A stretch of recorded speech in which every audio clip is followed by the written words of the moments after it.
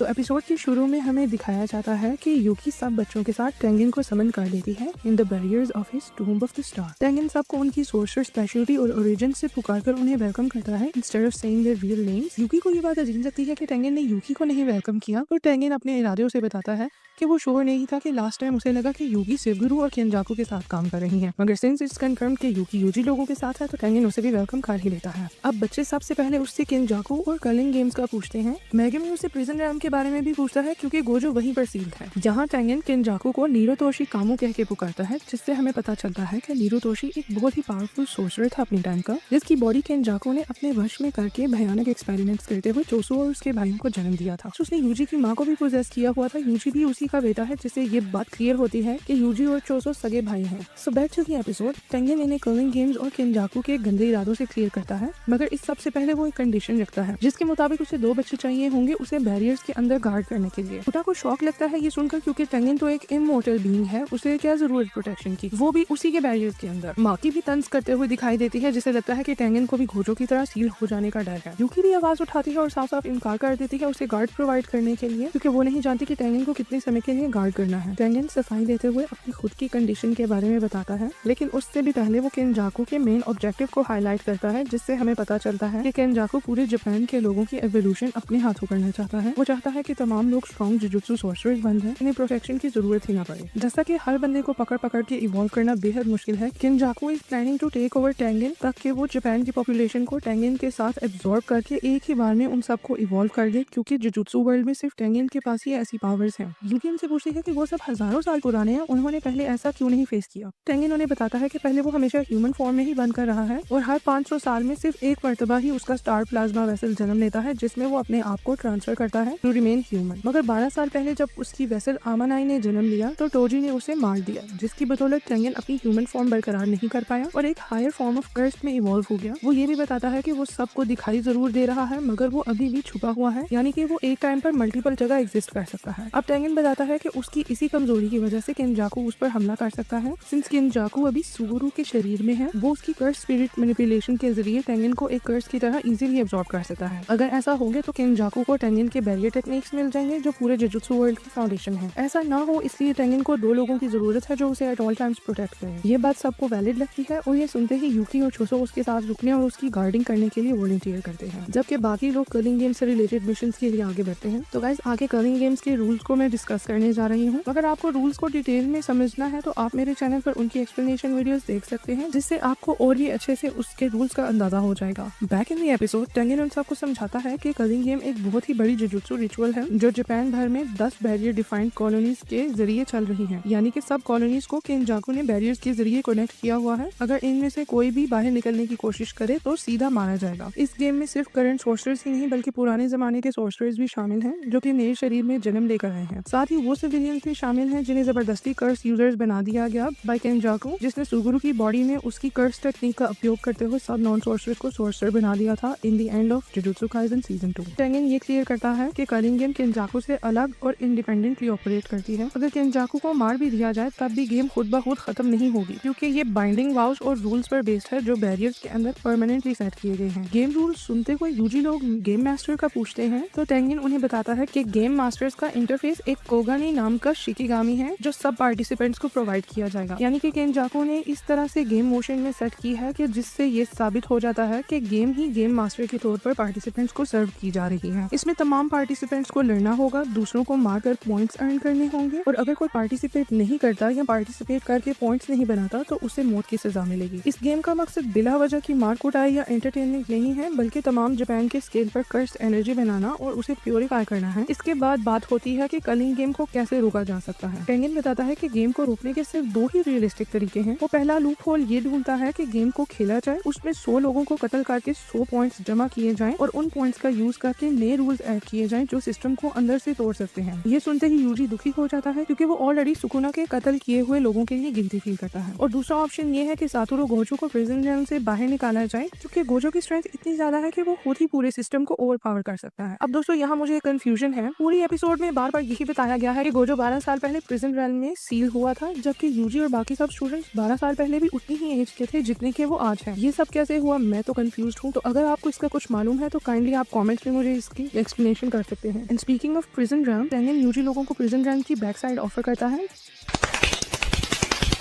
मगर ये वार्न करता है कि इसको खोलना बेहद मुश्किल है। रन को खोलने का एक ही तरीका है और वो है इसकी कर्स्ड एनर्जी को नलीफाई या रिवर्स कर दिया जाए। और ये सब करने के लिए आज तक 2 ही कर्स्ड टूल्स बनाए गए थे, ब्लैक रोक and inverted sphere of haven, जो कि गोजो अपनी पिछली बैटल्स में पहले ही तबाह कर चुका है। ये सुनते ही मेगुमी गुस्से से भड़क जाता है। यूटा भी हंसते हुए बताता है कि उसके मेंटोर मिगेल की ब्लैक रोप गोजो ने ही तबाह कर दी थी और उसे मिगेल के साथ अफ्रीका भेजा था टू फाइंड सम मोर, मगर उन्हें वो रोप नहीं मिली। हमें थोड़ी देर के लिए शोको भी दिखाई देती है, जो कि गेम के रूल्स को समझते हुए नजर आती है। और शोको वही है जो गोजो और सुकुरो की बेस्ट फ्रेंड हुआ करती थी। अब प्रिजन रन ओपन करने का सिर्फ एक ही चांस है उनके पास, और टेंगन बताता है कि उसके लिए उन्हें एंजल की मदद देनी होगी। एंजल एक बहुत ही पुरानी सोर्सर है जो कि अपनी कर्स टेक्निक के जरिए दूसरी कर्स टेक्निक्स को नलीफाई या रिवर्स कर सकती है। फिलहाल टेंगन बताता है कि एंजल एक नए शरीर में जन्म लेकर कलिंग गेम का हिस्सा बन चुकी है और इन सबको गेम में पार्टिसिपेट करके उसे ढूंढना होगा। तो दोस्तों, इस एपिसोड में काफी नए कैरेक्टर्स इंट्रोड्यूस हो रहे हैं। अगर आपको उनकी डिटेल चाहिए तो आप मेरे चैनल पर जाकर मेरी वीडियो देख सकते हैं, जिसमें मैंने सीजन 3 में इंट्रोड्यूस होने वाले सब कैरेक्टर्स को एक्सप्लेन किया है। ये सब क्लियर होने के बाद ग्रुप अपना प्लान बनाना शुरू करता है। माकी डिसाइड करती है कि वो ज़ेनिन क्लैन स्टेट जाएगी ताकि पावरफुल कर्स टूल्स वापस ले आ सके, जो कलिंग गेम के बैटल्स के लिए बहुत जरूरी होंगे। यहाँ से हमें पता चलता है कि जब गोजो 12 साल पहले सील हुआ था, जुजुत्सु हाई के तमाम कर्स टूल्स और वेपन्स ज़ेनिन क्लैन ने जब्त कर लिए थे, जो कि माकी अब वापस लेने जा रही है। और यहाँ से यूजी को पता चलता है कि ज़ेनिन क्लैन ने मेगुमी को अपना नया लीडर चुना है, जिससे वो हैरान होता है। पर मेगुमी इतना सरप्राइजिंग एक्ट नहीं करता, वो चिल एक्ट करता है और यूजी को बोलता है कि मैं तुम्हें बाद में समझाऊंगा।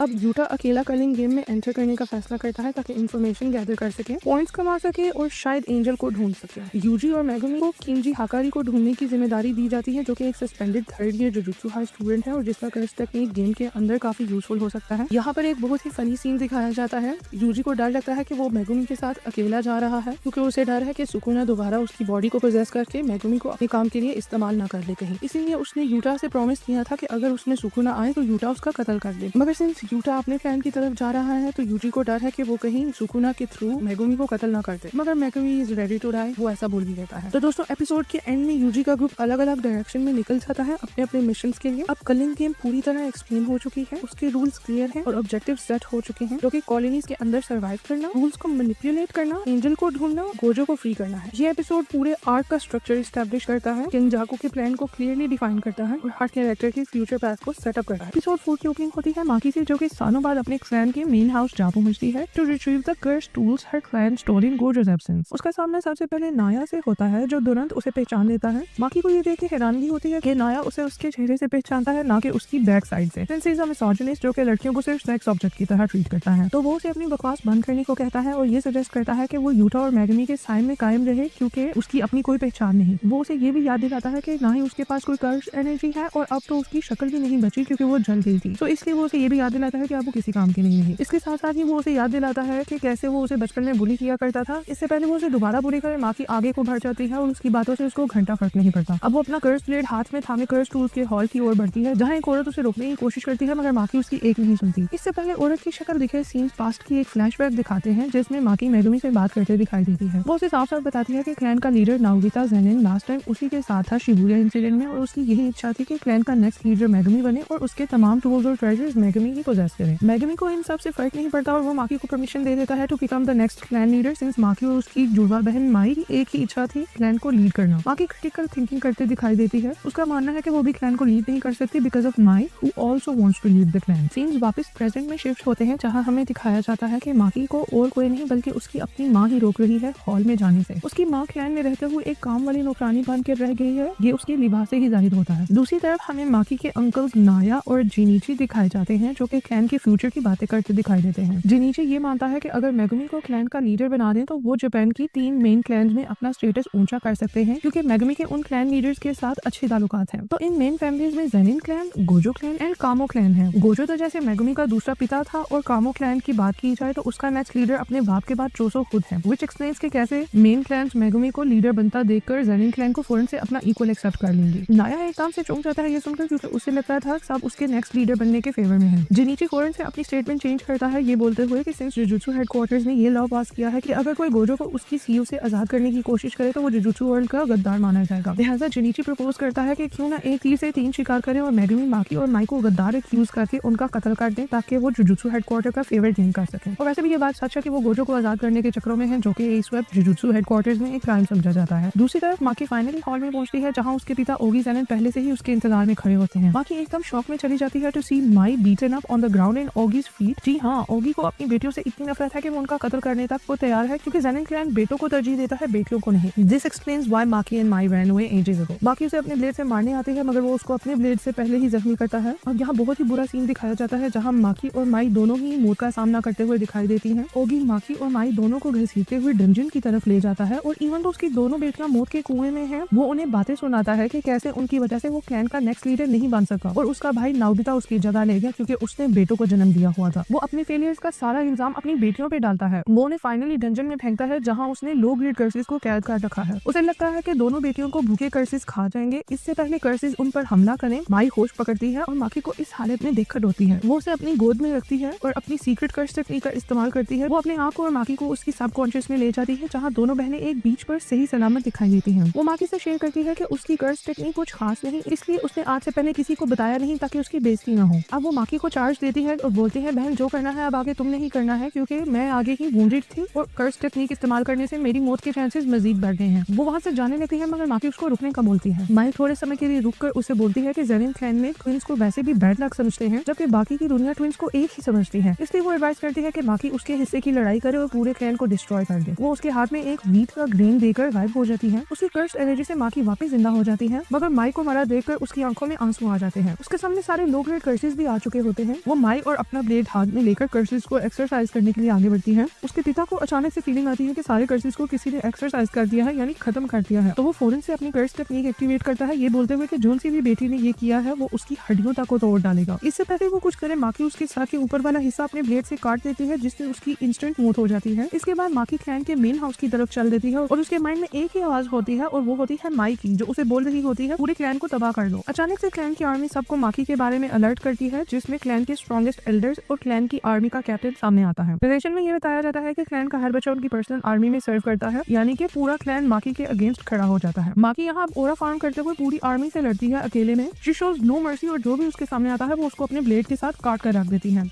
वो एक टाइम पर 10-10 लड़कों को मार गिराती है। इंडियन माकी हॉल में अकेले खड़ी होती है और उसके पीछे पूरी आर्मी मरी पड़ी होती है। तो जी हाँ, ये वही सीन है जिसका एनिमे फैंस को बहुत बेसब्री से इंतजार था। अब पूरा हॉल नौजवानों के खून से भर जाता है। अब कैप्टन आगे आता है along with the strongest tree of Zenin clan called the high. इनमें जुनिची और 2 और स्ट्रॉन्ग एल्डर्स हैं माकी के। वो अपनी निट नई कर्स टेक्निक से माकी पर हमला बोलते हैं, मगर माकी जुनून में सबको मार जाती है। वो उनकी कर्स एनर्जी के अगेंस्ट एक्ट करती है, इवन तो उसके पास अपनी कोई कर्स एनर्जी नहीं। उसकी रॉ स्ट्रेंथ देखते ही सब उसको टोजी से कंपेयर करते हैं और उसका खौफ खाते हैं, मगर तब तक वो सबको मार गिराती है। वो जिनीची का भी सर कलम कर देती है और उसे समुद्र में फेंकती है। अब हाई का लीडर नाया उसका सामना करते हुए आता है। उसके पिता नाओबिता वाली कर्स टेक्निक है, जिसके जरिए वो आगे होने वाले सीन की 24 फ्रेम्स पहले ही प्रिडिक्ट कर लेता है। वो इसकी मदद से माकी का मूव प्रिडिक्ट करता है और उसे मारने के लिए फुल स्पीड से आगे आता है, मगर माकी नाओबिता को शिबुया इंसिडेंट में लड़ता देखकर उसकी टेक्निक से अच्छे से पहले से ही वाकिफ हो चुकी थी, इसीलिए वो नाया का मूव इन एडवांस प्रिडिक्ट करती है। और जो ही वो उसको मारने के लिए उसके पास पहुंचता है, वो उसे इतने जोर से मुक्का मारती है कि उसका पूरा जबड़ा टूट जाता है। अब माकी मेन हाउस में वापस जाती है, जहाँ वो अपनी माँ को ढूंढ कर उसका कत्ल भी करती है ताकि क्लैन का एक भी बंदा पीछे न बचे। दूसरी तरफ नाया मेन हाउस में रेंगता हुआ वापस आता है, जो कि माकी को गालियां देते हुए दिखाई देता है। माकी की मां मरने से पहले नाया की कमर में अपना खंजर खोद देती है, जिससे उसकी मौत हो जाती है। एपिसोड के एंड में माकी माई की बॉडी उठाकर उसके स्कूल ले जाती है और उसकी सहेली को सौंप देती है, जो कि माई को मरा देखकर बोर होती है। एंड में स्क्रीन पर न्यूज शो होती है कि पूरा ज़ेनिन क्लैन सस्पिशियसली मारा गया है। पुलिस कातिल की तफ्तीश कर रही है। गोजो क्लैन और कामो क्लैन ने जुजुत्सु हेडक्वार्टर में अपील की है to outcast Zenin clan from the main 3 family. उनकी ये अपील जुजुत्सु हेडक्वार्टर ने एक्सेप्ट कर ली है, यानी कि Zenin clan does not exist anymore. Episode 5 की शुरुआत जुजुत्सु टेक के प्रिंसिपल मासामिची यागा और उसके बनाए हुए कर्स्ड कोर्प्स यानी पैंडा से होती है। सीन्स पास्ट के होते हैं, जिनमें क्योटो हाई के प्रिंसिपल यागा को वार्न करते हुए दिखाई देते हैं। उन्हें लगता है कि मासामिची की कर्स टेक्निक से वो अपने लिए एक आर्मी खड़ी कर सकता है, सिंस वो अपनी कर्स टेक्निक से किसी भी ऑब्जेक्ट या कोर्प्स में जान डाल सकता है। और उससे भी बढ़कर हैरानगी की ये बात है कि यूजुअली कर्स्ड कोर्प्सेस अपने सोर्सरर की पावर से चलती है, मगर यागा अगर एक मर्तबा किसी डॉल या ऑब्जेक्ट को जिंदा कर दे तो वो उसके इशारों पर नाचने वाली कठपुतली के बजाय खुद ब खुद ही फंक्शन करती है और एक सेपरेट ऑटोनॉमस एंटिटी बन जाती है, जैसे कि पैंडा। इसे इंसानों की तरह बोलता देख हमेशा सब कंफ्यूज ही रहते हैं। अब क्योटो के प्रिंसिपल का मानना है कि यागा की टेक्निक जुजुत्सु वर्ल्ड के लिए एक थ्रेट बन सकती है, इसलिए उसे पक्का पक्का जेल में डाल देना चाहिए instead of praising his technique and giving him the title of a special great sorcerer. इसके बाद यागा अपना घर विजिट करता है, जहाँ उसका बनाया हुआ एक और कर्स्ड ऑब्जेक्ट उससे बातें करता है। उसका नाम ताकेरू है और वो यागा को उसके फर्स्ट नेम से पुकारता है, यानी मासामीची कहकर पुकारता है।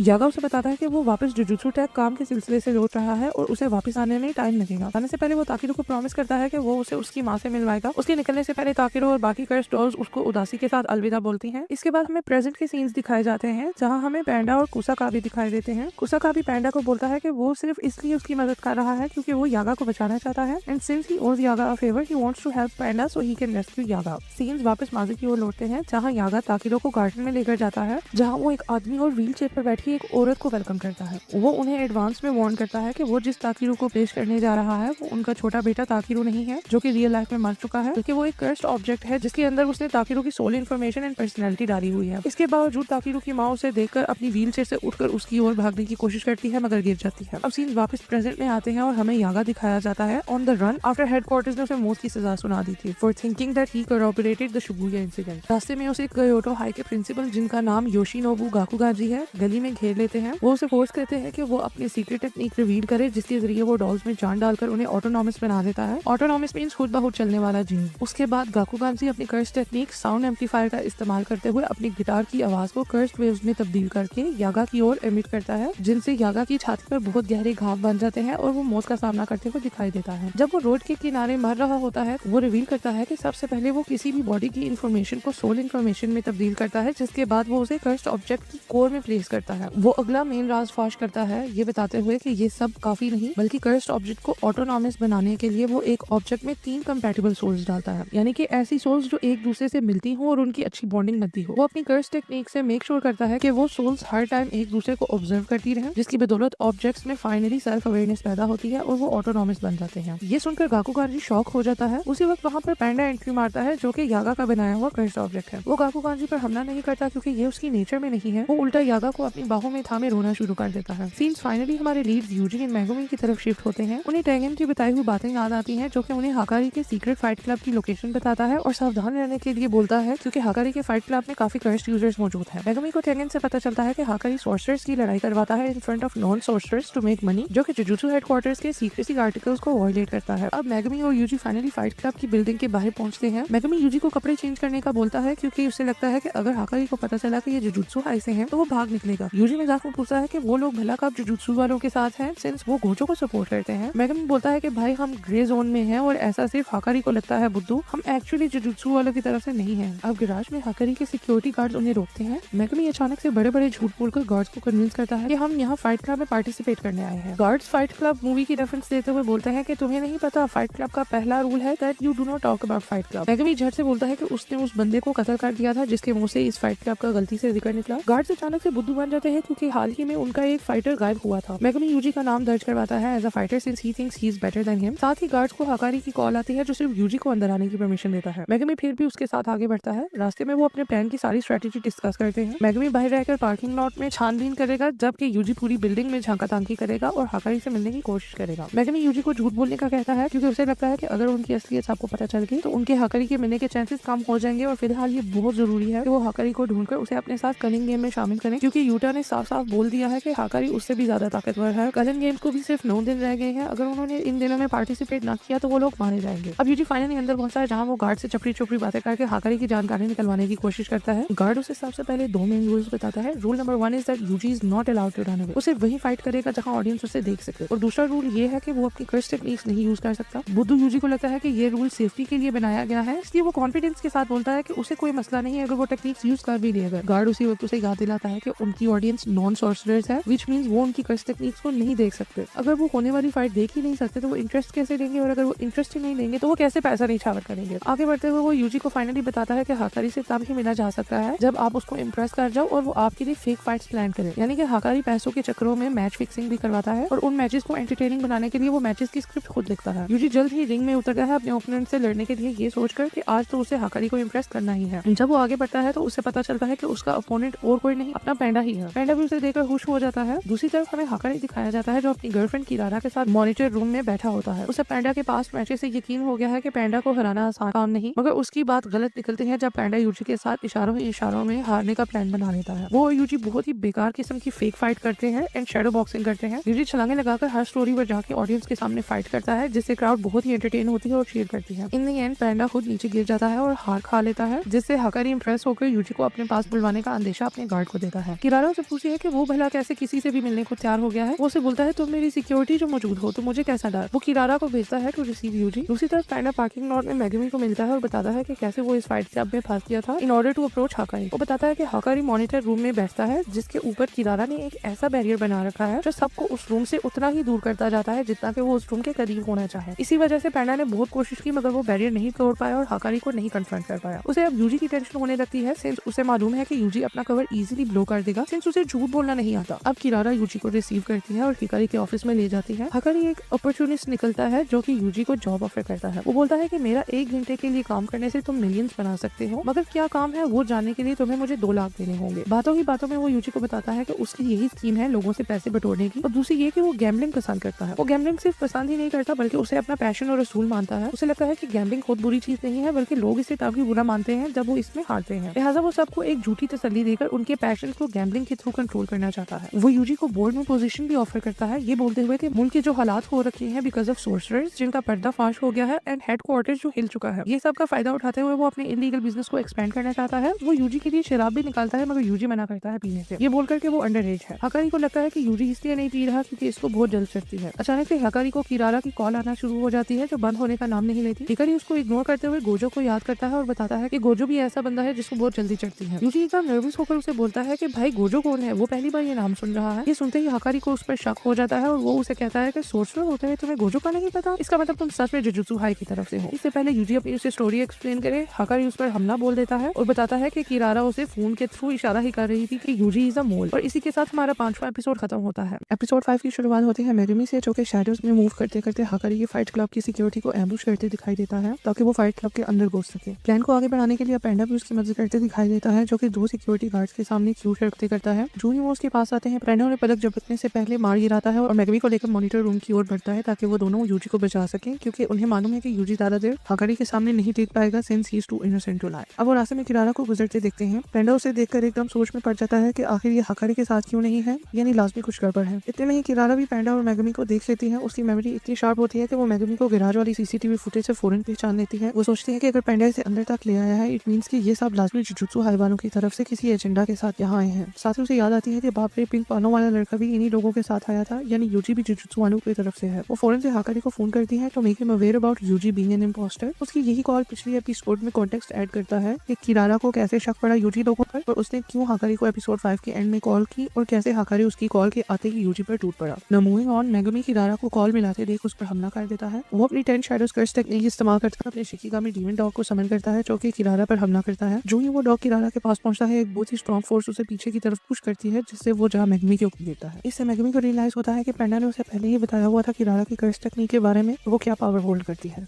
साथ ही किरारा को भी याद आता है कि उसने पैंडा को पहले ही मार किया हुआ है अपनी कर्स एनर्जी से, सो वो उसका कुछ नहीं बिगाड़ सकता, इसलिए वो उसे दूर भागना शुरू कर देती है। पैंडा जो उसका पीछा करता है वो उतना ही किरारा से दूर होता चला जाता है। मेगमी एकदम से उसकी टेक्निक फिगर आउट करना शुरू कर देता है। उसे धीरे धीरे समझ सकती है कि किरारा ने अपने कर्स से उसे और उसके शिकिगामी डीमन डॉग को एक साथ ही मार किया हुआ है, लिहाजा वो इस चीज का फायदा उठाते हुए अपने शिकिगामी किरारा के आगे समन करता है, जिसके साथ वो खुद भी किरारा के आगे पहुंच जाता है। और मेगमी किरारा को बताने की कोशिश करता है कि वो जुजुत्सु हाई के एल्डर्स के ऑर्डर पर नहीं आए, बल्कि उनको हकारी की मदद चाहिए। मेगमी उसकी अटेंशन में टोक्यो के करंट हालात आता है और उसे बताता है कि जुजुत्सु हाई टेररिज्म का शिकार हो गया है, जिसकी वजह से सब जगह बैरियर्स कॉलोनीज पर छा रहे हैं और उन्हें बैटल ग्राउंड में तब्दील कर रहे हैं। ये सब सुनते किरारा मेगमी को याद करवाती है कि हमला पहले उसने किया। मेगमी फौरन से टॉपिक चेंज करके उनकी तरफ ले आता है कि आखिरकार उनका जुजुत्सु हाई वालों के साथ अड्डा क्या है। पैंडा मेगमी को बताता है कि जुजुत्सु हाई के एल्डर्स पुराने ख्यालात के खूबसूरत बुड्ढे हैं, जिन्हें उनकी मरी हुई दोस्त नोबरा की कर्स टेक्निक जैसी टेक्निक्स अच्छी लगती हैं और समझ में भी आती हैं, लेकिन उन्हें ये नहीं मालूम कि टाइम के साथ साथ टेक्निक्स इवॉल्व हो रही हैं और ऐसी न्यू चीजें सामने आ रही हैं जो कि वो बूढ़े लोग एक्सेप्ट नहीं कर पा रहे हैं और उन्हें खत्म करना चाहते हैं। अब किरारा इसकी मिसाल देती है हकारी की कर्स टेक्निक और डोमेन एक्सपेंशन का हवाला देते हुए। उसकी कर्स टेक्निक और डोमेन दोनों ही एक जैकपॉट मशीन की तरह है जो उसके शरीर में 4 मिनट और 11 सेकंड्स के लिए इनफिनिट कर्स एनर्जी बनाती है, जिससे वो इस समय के अंदर इमोर्टल बन जाता है, यानी कि एक ऐसा इंसान जो मर नहीं सकता। और यही वजह है कि जुजुत्सु हाई के बुड्ढों को ये टेक्निक हजम नहीं हुई, बल्कि वो इसे थ्रेट समझने लगे, जिसकी वजह से हकारी को स्कूल छोड़कर भागना पड़ा और अपने आप को सपोर्ट करने के लिए इलीगल फाइट क्लब और गैम्बलिंग शुरू करनी पड़ी, बिकॉज लेट्स बी ऑनेस्ट, कौन एक अच्छी लिविंग और ज्यादा पैसे नहीं बनाना चाहता।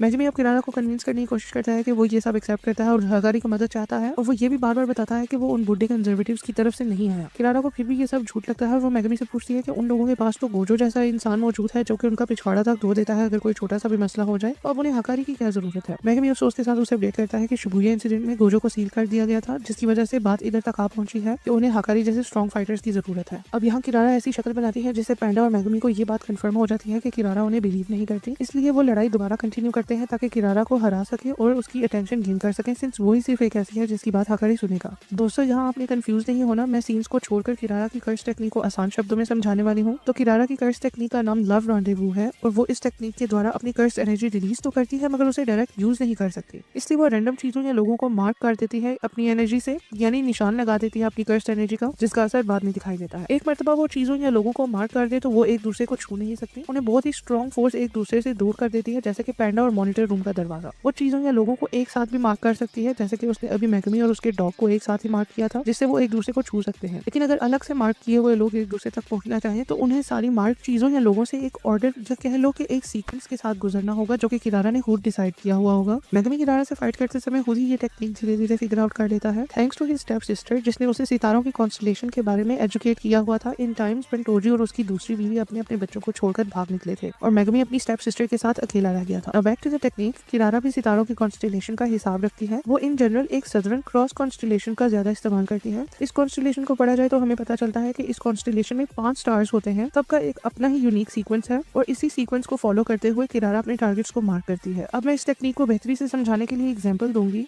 मान लो कि किरारा सबसे पहले मेगमी को मार्क करती है, उसके बाद 3 और चीजों को मार्क करती है और लास्ट में अपने आप को मार्क कर देती है, तो मेगमी उस तक तब तक नहीं पहुंच पाएगा जब तक वो बीच की 3 मार्क्ड कर्स्ड ऑब्जेक्ट से गुजर न जाए, और वो भी एक सीक्वेंस में, यानी जो चीज नंबर 2 पर मार्क्ड है मेगमी को उसी से पहले गुजरना होगा, वरना वो नंबर 3 वाले मार्क्ड ऑब्जेक्ट या इंसान तक कभी नहीं पहुंच पाएगा। यानी ये कह लो कि उसे किरारा के मार्क किए हुए ऑब्जेक्ट्स का सीक्वेंस भी फिगर आउट करना होगा कि कौन सी चीज किस नंबर पर उसने मार्क की है। वंस मेगमी को ये पता चल जाए तो वो आसानी से किरारा तक पहुंच सकता है और उससे कांटेक्ट कर सकता है। बैक टू द एपिसोड, मेगमी अब किरारा की मार्क सीक्वेंस को फिगर आउट कर लेता है क्योंकि उसे सदर्न क्रॉस कॉन्स्टलेशन की याद आ जाती है। वो अब किरारा की मार्क किए हुए ऑब्जेक्ट से गुजरता हुआ फाइनली किरारा तक पहुंचता है, जिसे अब वो छू सकता है। वो उसे फौरन से पिन डाउन करता है जमीन पर, जिससे वो शांत हो जाती है और अपनी हार एक्सेप्ट कर लेती है। अब मेगमी उसके आगे झुककर उसे माफी मांगता है और उसे एक बार फिर बताता है कि उन लोगों को हकारी की मदद चाहिए। अचानक से कोई बंदा हवा में उड़ते हुए मेगमी और किरारा के बाजू में आकर गिरता है। जब उस बंदे की शक्ल नजर आती है तो पता चलता है ये तो अपना भाई यूजी है। मेगमी एकदम डर जाता है और उसका साथ देने लगता है, मगर यूजी साहब को साइड पर रहने के लिए बोलता है। वो जानबूझकर हकारी से मार खाता है और उससे फाइट बैक नहीं करता टू गेट हिज अटेंशन। किरारा मीठी आवाज में हकारी को रुकने का बोलती है और कहती है कि एटलीस्ट सुन तो लो कि वो लोग उसकी मदद क्यों चाहते हैं। हकारी यूजी से कहता है कि अपना पैशन शो कराओ कि आखिर क्यों तुम इस हद तक जा रहे हो उसकी अटेंशन पाने के लिए। यूजी एकदम सैड होकर बोलता है कि वो किसी चीज के बारे में पैशनेट नहीं है, कि उसका पैशन मर चुका है जैसे टोक्यो के हालात चल रहे हैं। वो फिलहाल मशीन के अंदर फिट होने वाले एक कॉग की तरह काम कर रहा है जो कि मशीन को चलाने में मदद करता है और यही इस एपिसोड का नाम भी है। बस वो उसी तरह शहर में फिर रहा है और सारी कर्स टेक्निक को एक्सरसाइज कर रहा है ताकि शहर को नुकसान से बचा सके। पहले हकारी को ये बात समझ नहीं लगती और वो उसे मजीद मारता है। उसे एक समय के बाद रियलाइज होता है कि यही यूजी का पैशन है कि वो बुराई को खत्म करना चाहता है। अब वो यूजी को बोलता है कि वो उसकी बात सुनने को तैयार है, मगर वो सेल्फिश भी है। उसे पता है कि जब किसी इंसान को किसी दूसरे इंसान की मदद चाहिए होती है तो उसका यही मतलब है कि वो दूसरे इंसान को अपने साथ खतरों में धकेल रहा होता है। इरादा फिर से हकारी को आवाज लगाती है कि तुम एकदम हीट अप हो रहे हो जो कि तुम लोगों की मदद करने से पहले होते हो। हकारी फाइनली एक्सेप्ट कर लेता है ये सब और मेगमी लोगों को इशारा करता है नीचे बुलाने के लिए टू कट अ डील। उनकी बात खत्म होते ही कलिंग गेम की तरफ से एक कोगानी नामी शिकिगामी उन लोगों के पास आता है और अनाउंस करता है कि किसी प्लेयर ने अपने पॉइंट्स का कोटा पूरा करके गेम में एक नया रूल ऐड किया है, यानी कि एक 9th रूल ऐड हुआ है। कलिंग गेम के रूल्स की एक्सप्लेनेशन मैंने अपने चैनल पर कर रखी है, लिहाजा उसको लाजमी चेकआउट कर लेना to understand the next part of my explanation. अब इस नए रूल के मुताबिक सब लोग जो गेम में पार्टिसिपेट कर रहे होंगे उनकी पर्सनल इन्फॉर्मेशन सबको रिवील कर दी जाएगी, यानी सब प्लेयर्स एक दूसरे की पर्सनल इन्फो, फॉर एग्जांपल उनके पॉइंट्स, उनका नाम, वो कौन सी कॉलोनी से हैं या उन्होंने कितने नए रूल्स ऐड किए हैं, ये सब देख सकते हैं। ऐसा घटिया और फालतू रूल किसने ऐड किया है ये एपिसोड के एंड में हमें दिखाया जाता है। तो ये रूल एक हाजिमी काशिमो नामी 400 साल पुराने सोर्सरर ने बनाया है जो कि एक नए शरीर में जन्म लेकर सुकुना को ढूंढने आया है, मगर कलिंग गेम में फंस चुका है। उसका कोगनी उसे बताता है कि वो इतने लोगों का कत्ल कर चुका है कि उसके पॉइंट्स 200 हो गए हैं, यानी वो 2 न्यू रूल्स ऐड कर सकता है। लिहाजा काशिमो पर्सनल इन्फॉर्मेशन एक्सपोज करने वाला रूल ऐड करता है ताकि वो फजूल लोगों पर टाइम ना वेस्ट करे और सुकुना को जल्द से जल्द ढूंढ सके। एपिसोड 7 की शुरुआत में हमें फाइनली केंजाको दिखाया जाता है, who is the mastermind of the culling game. वो एक सासाकी नामी बच्ची के ख्यालों में हाजिर होता है, उसकी सबकॉन्शियस में घुसकर उसे ग्रीट करता है। केंजाको को अपने सर पर खड़ा देख सासाकी तुरंत उससे पूछती है कि वो आखिर है कौन। किंजाकू फखर के साथ जवाब देता है कि वो बंदा है जिसने सब कॉलोनीज पे बैरियर्स बनाए हैं जिनमें लोग घुसकर कलिंग गेम में हिस्सा ले रहे हैं और एक दूसरे का कत्ल करके पॉइंट्स बना रहे हैं। सासाकी डर कर बोलती है कि क्या तुम ये सब मेरे नेबरहुड से हटा सकते हो। किंजाकू जोर से कहका लगाकर हंसता है और उससे बोलता है कि वो नहीं जानती कि उसे बैरियर्स बनाने के लिए किन किन हालात से गुजरना पड़ा, ऐसे कैसे वो बैरियर्स खत्म कर दे।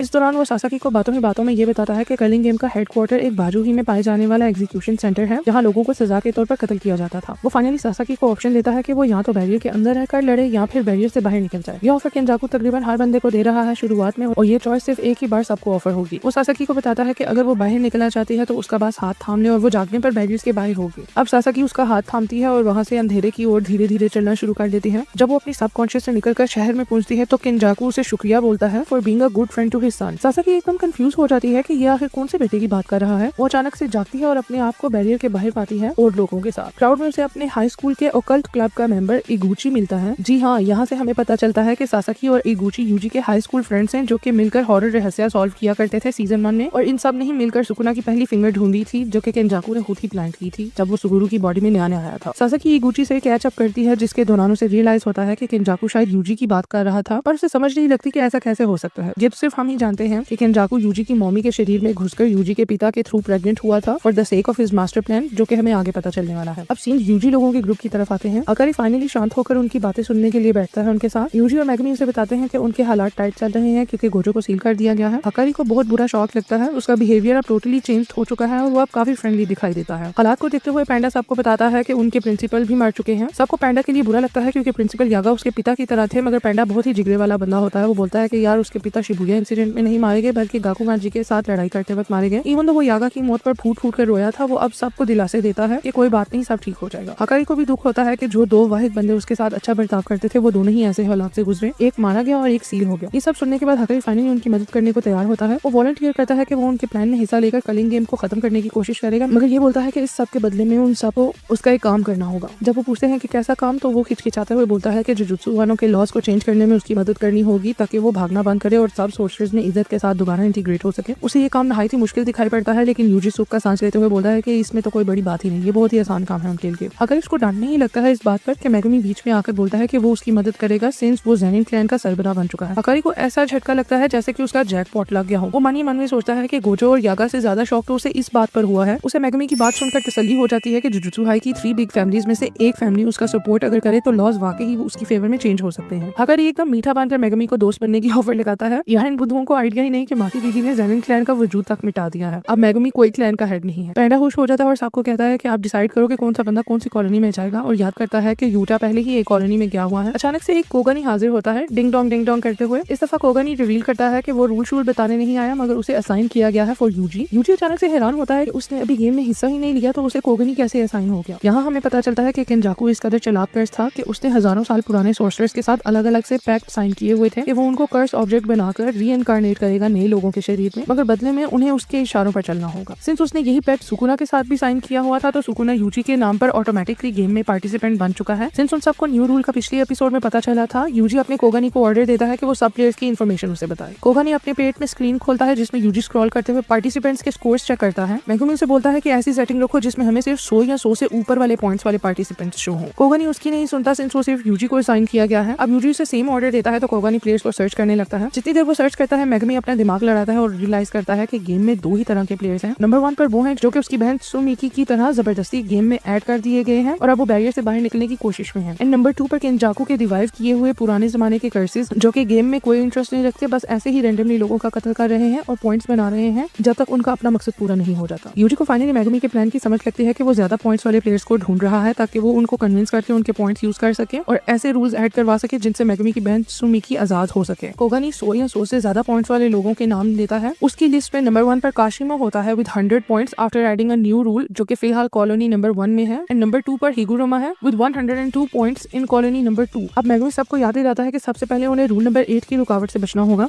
पैंडा को रूल्स ही नहीं याद हमारी तरह, इसलिए मैगमी उसे याद दिलाता है कि रूल नंबर 8 के अनुसार अगर कोई 19 दिन के अंदर अंदर गेम में अपने पॉइंट्स नहीं बढ़ाता तो उसकी कर्स टेक्निक उससे छीन ली जाएगी जिससे उसकी मौत वाक़या हो जाएगी। लिहाजा उन्हें जल्द ही जल्द गेम में हिस्सा लेना होगा। मैगमी का प्लान है कि वो ऑलरेडी किल पॉइंट्स वाले लोगों से भीख मांगे और और नया रूल ऐड करवाएं। गेम में कत्ल ना करने के लिए उसका सबसे पहला पॉइंट ये है कि वो ऐसा रूल ऐड करें जिसके अनुसार वो अपने पॉइंट्स एक दूसरे को ट्रांसफर कर सके, ताकि कुछ लोग कत्ल किए बगैर ही पॉइंट्स हासिल करने और कत्ल होने से बच जाएं। मैगमी बहुत ही हाई हॉर्स पर चढ़ जाता है और बोलता है कि हम एक और रूल भी ऐड करवाएंगे इसके बाद कि प्लेयर्स अपने पॉइंट्स इस्तेमाल करके गेम को लीव कर दें। अगर उसे याद दिलाता है कि ये रूल पास नहीं होगा, सिंस गेम के जनरल रूल में एक रूल ये भी है कि अगर कलिंग गेम में कोई रुकावट डालने वाला रूल किसी ने ऐड करने की कोशिश की तो उसका रूल एक्सेप्ट नहीं होगा। मैगमी उससे एग्री करता है और प्लान करता है कि वो लोग इस रूल को पास करवाने के लिए एक कंडीशन रखेंगे। उस कंडीशन के मुताबिक वो लोग लीव करने के लिए अपनी जगह एक नॉन प्लेयर को रिक्रूट कर जाएंगे, यानी कि अगर वो गेम अपने पॉइंट्स यूज करके लीव करना चाहते हैं तो वो लीव कर सकते हैं, मगर उनकी जगह एक नॉन प्लेयर को ऐड कर दिया जाएगा गेम में। और उसे लगता है कि अगर वो ये कंडीशन रखेगा तो उसका रूल जरूर पास हो जाएगा। अब लास्टली मैगमी तय करता है कि उन सबको मिलकर एंजल को ढूंढना है जो कि गोजो को अनसील करने में मदद करे, और काशिमो और हिगुरुमा को ढूंढना है ताकि उनके पॉइंट से न्यू रूल्स ऐड करवा सके। वो सब बैरियर्स की ओर चल देते हैं। रास्ते में यूजी अपने कोगानी को स्क्रॉल करता है और सबको टेंशन में बताता है कि यहाँ एंजल नामी कोई प्लेयर ही नहीं है। मैगमी उसे समझाता है कि बुद्धू वो जिस शरीर में नया जन्म लेकर आई है वो उसी नाम से कलिंग गेम का हिस्सा होगी, जैसे कि सुकुना अब यूजी के नाम पर गेम का पार्टिसिपेंट बना हुआ है। यूजी कहता है कि होपफुली वो उसे कॉलोनी नंबर 2 में मिल सके, सिंस टेंगिन की जानकारी के मुताबिक वो वही है। अब नेक्स्ट हाकरी सबको टीम्स में डिवाइड करता है। वो अपने आप को पैंडा के साथ टीम अप करते हुए कॉलोनी नंबर 2 में जाने के लिए वॉलंटियर करता है ताकि वो काशिमी को स्पेशली फेस कर सके, क्योंकि उसे ऐसा लगता है कि काशिमी काफी खतरनाक और स्ट्रॉन्ग हो सकता है, सिंस उसने 40 लोगों को अभी से कत्ल कर दिया है और 200 पॉइंट्स ऑलरेडी बना लिए हैं, जिनमें से 100 पॉइंट्स यूज करके उसने एक नया रूल भी ऐड कर दिया है। और वो पैंडा को असाइन करता है कि वो एंजल को ढूंढे, since he has a good nose to sniff around and find people. वो यूजी और मैगमी को कॉलोनी नंबर 1 असाइन करता है to hunt down Higuruma. Kirara को वो ऑर्डर देता है कि वो बैरियर्स के बाहर ही रहे ताकि बैरियर के बाहर के हालात पर वो नजर रख सके। किरारा बुरा मान जाती है और उसे लगता है कि हकारी उसे प्लान में इंक्लूड नहीं कर रहा। वो उसे बताता है कि मेरी जान, तुम तो हमारी इन्फॉर्मेंट बनोगी, क्योंकि यूटा कब से बैरियर्स के अंदर गया हुआ है मगर उसने कोई राब्ता नहीं किया, जिससे ये बात जाहिर हो जाती है कि बंदा बैरियर्स के बाहर राब्ता नहीं कर सकता। इससे ये बहुत जरूरी है कि किरारा बाहर ही रहे और बाहर के हालात पर नजर रखे। यूजी को एक बार फिर से खौफ आता है कि उसे मैगमी के साथ अकेला छोड़ रहे हैं सब। उसे शक है कि अकेला होने पर सुकुना उस पर कब्जा करके मैगमी का फायदा उठाने की कोशिश करेगा, इसलिए वो उसके साथ अकेले नहीं रहना चाहता और बोलता है कि उन्हें कॉलोनीज में सेपरेटली जाना चाहिए। मैगमी उसकी फ्रेंडली वे में बेइज्जती करता है और कहता है कि चुप कर जाओ, हमारे एल्डर्स ने जो हमारे लिए तय किया है हम उससे इनकार नहीं कर सकते। अब बैरियर्स की ओर जाते हैं सब, जहाँ हमें शो होता है कि उनके पास 7 दिन है to save Tsumiki and bring her out of the barrier, वरना वो गेम में जबरदस्ती इंक्लूड कर दी जाएगी। अब हमें बैरियर नंबर 1 के अंदर के मंजर दिखाए जाते हैं, जहाँ कुछ रूकी प्लेयर्स नए बंदे की तलाश में हैं ताकि वो अपने पॉइंट्स बढ़ा सके और मरने से बच सके। कोगानी भी यूजी लोगों को अंदर घुसने से पहले वार्निंग देता है कि एक दफा बैरियर के अंदर चले गए तो बाहर नहीं निकल पाओगे और गेम में हर हाल में खेलना पड़ेगा, यानी उन सबको कत्ल करना होगा फॉर पॉइंट्स। बैरियर के अंदर जाने से पहले मैगमी यूजी को पहले ही सावधान कर देता है to not expect much from Higuruma and Kashimo. वो डिटेल में एक्सप्लेन करता है कि चांसेस आर कि उनके दोनों बंदे हजारों साल पुराने सोर्सरर्स हों, और ये तो सबको मालूम है कि पुराने दौर के सोर्सरर्स के ख्यालात और हुआ करते थे, कैजुअली वॉर्स में हिस्सा लिया करते थे और कत्ल वगारे तो बहुत आम था उनके लिए। मैगमी को ये भी लगता है कि कुछ सोर्सरर्स शायद ऐसे हों जो कि जानकर लड़ाई के वक्त जान बहक होना चाहते हों to earn an honourable title before death. लिहाजा उन्हें ये सब ध्यान में रखते हुए हिगुरुमा और काशिमो से ज्यादा उम्मीद नहीं करनी चाहिए कि वो उनकी कोई मदद करने वाले हैं, मगर वो लोग आज के दौर के सोर्सरर्स को अपनी साइड लगाकर इन्फॉर्मेशन हासिल कर सकते हैं, सिंस उनके हालात सेम ही होंगे। वो सब भी इन्हीं की तरह गेम को रोकना चाहते होंगे। ये सब समझते हुए दोनों भाई बैरियर्स में एंटर होते हैं। यूजी अचानक अपने आप को आसमान से गिरता हुआ अकेले पाता है। यहाँ टेंगन की आवाज नरेट करती है कि कलिंग गेम ने जनरल रूल्स में ये नहीं बताया था कि प्लेयर्स अपनी मर्जी का चूज किया हुआ बैरियर तो एंटर करेंगे, मगर गेम अपनी मर्जी से उन्हें अपनी 9 सेलेक्ट की हुई लोकेशन में से किसी एक में भेजेगी। यूजी का सामना तुरंत उन्हीं रूकी प्लेयर से होता है, जिनमें से यंग लड़का यूजी को पहचान लेता है। उस ग्रुप की लड़की यूजी पर हमला करती है और उसको बिल्डिंग से गुजारते हुए मारती है। हैरान हो जाती है ये देखकर कि यूजी का बाल भी बाका नहीं हुआ, जबकि कोई आम इंसान अगर होता उसकी जगह तो उसकी तो चटनी बन चुकी होती इस हमले में। ग्रुप ये बात समझ जाता है कि यूजी कोई मामूली बंदा नहीं है। दूसरी तरफ मैगमी अपने आप को गलियों के बीच में खड़ा पाता है in front of a very ड्रामेबाज लड़की, जो कि मैगमी पर इल्जाम लगाती है कि उसने उसे चमाटा मारा है। मैगमी खामोशी से खड़ा होकर रियलाइज करता है कि गेम में कोई भी पार्टनर्स बनकर नहीं एंटर हो सकते, यानी हकारी भी पैंडा से बिछड़ गया होगा इस वक्त। उसका नूई नाम का शिकिगामी भी चक्कर काटकर वापस आता है, जिससे उसे समझ लग जाती है कि यूजी उससे काफी दूर हो चुका है कि नूई भी उसे अब ढूंढ नहीं सकता। वो उस लड़की को भी बोलता है कि कम ड्रामे लगाओ, क्योंकि उसने मैगमी पर पहले अटैक किया था, इसलिए मैगमी ने उसे मारा। वो उससे फौरन हिगुरुमा का पूछता है। दूसरी तरफ यूजी का सामना पहले ओपोनेंट के हस्बैंड से होता है, जिसके सर पर प्रोपेलर लगा होता है, जो कि उसे उड़ने में मदद देता है डोरेमोन की तरह। यूजी आसानी से उनके अटैक्स डॉज करता है और बिल्डिंग के अंदर घुस जाता है ताकि उस आदमी को अच्छे से कंट्रोल कर सके। यूजी झटपट से अंदाजा लगाता है कि इनके बाल ही इनकी टेक्निक का मेन हिस्सा है, इसलिए वो उस आदमी के सर पर इतने जोर से मुक्का दे मारता है कि उसका प्रोपेलर टूट जाता है। यूजी के हाथ से भी खून निकलता है, जिससे आदमी को लगता है कि यूजी मरने वाला है और उसके किल पॉइंट्स उस आदमी को मिलने वाले हैं। यूजी एकदम से उसके अखरोट पर उसे किक करता है और उससे हिगुरुमा का पूछता है, मगर वो आदमी बेहोश हो जाता है जैसे कि मर ही गया हो। अब यहाँ उनके ग्रुप का तीसरा बंदा आता है, जो कि यूजी को उसके नाम से पुकारता है। दूसरी तरफ वो ड्रामे करने वाली लड़की मैगमी की मदद करने को तैयार हो जाती है, मगर उसके बदले में वो मैगमी को अपना बॉडीगार्ड बनने को कहती है ताकि वो इतनी आसानी से कत्ल ना हो जाए। मैगमी भी ऑफर एक्सेप्ट कर देता है, since he is desperate to find Higuruma. Yuji को वो लड़का उसके नाम से पुकार कर कहता है कि उसे पता है कि हिगुरुमा कहाँ है और वो उसकी हिगुरुमा को ढूंढने में मदद करने को तैयार है। दूसरी तरफ मैगमी सोच रहा होता है कि वो यूजी यूजी की तरह नहीं है, वो हिगुरुमा के सारे 100 पॉइंट्स खुद ही हड़पना चाहता है। ड्रामे करने वाली लड़की मेगुमी को बोलती है कि मुझे यू कहकर पुकारना बंद करो और मुझे मेरे नाम से पुकारो, जो कि रेमी है। मेगुमी अब रेमी से पूछता है कि क्या वो भी एक पुरानी सोर्सर है। वो इस बात का माइंड करते हुए बताती है कि वो आज के दौर की ही बंदी है, मगर गेम ने उसे खेलने पर फोर्स किया है। जो एवरेज लोग थे उन्हें पहले से ही गेम से निकाल दिया गया था, मगर जो लोग उसकी तरह इन्हीं कॉलोनीज में पहले से ही मौजूद थे उन्हें गेम ने ऑटोमेटिकली पार्टिसिपेंट बना दिया था सिंस डे 1, यानी वो पिछले 12 दिन से गेम में ही सर्वाइव कर रहे हैं। दूसरी तरफ यूजी उस लड़के से इंट्रोडक्शन मांगता है। वो बताता है कि उसका नाम अमाई है और वो यूजी को उसके मिडिल स्कूल से जानता है, क्योंकि यूजी हमेशा से स्कूल में पॉपुलर रहा है। अब साइड बाय साइड रेमी और अमाई मेगुमी और यूजी का गाइड बनकर उन्हें हिगुरुमा के पास लेकर जाते हुए दिखाई देते हैं। अमाई यूजी को बताता है कि हिगुरुमा इकिबुकुरो नाम के इलाके में है, जबकि रेमी मेगुमी को बताती है कि हिगुरुमा शिंजुकू नाम के इलाके में है। और यही ये एपिसोड खत्म होती है। आगे क्या होगा वो देखने के लिए मेरे चैनल को सब्सक्राइब करें for more updates and explanations for the next episodes and the explanations of the next episodes. मिलते हैं नेक्स्ट वीडियो में।